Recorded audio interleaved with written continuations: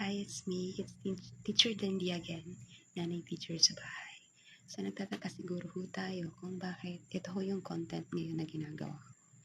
Inspired ho kasi ako sa content na ito. It's because ni-research ko ho talaga siya para matulungan ang isa sa mga anak ko na nahihirapan ho siya sa ngayon sa kanyang pag-aaral because hindi ho na-develop sa kanya ng maigi yung kanyang pincer grasp. So, as a mother, as a teacher, I need to do something. I need to do an intervention para matulungan ko siya na makakope up.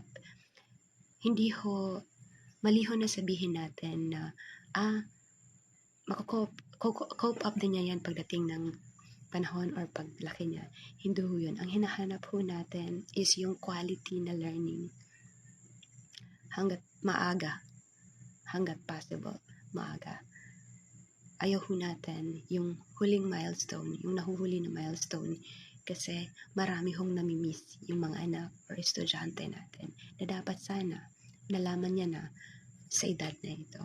Kasi ho, ang tendency ng lipunan natin is to bully those people na late ang milestones, ang developmental milestones, and kapag nabubully, it will result to low self-esteem, which leads to poor performance.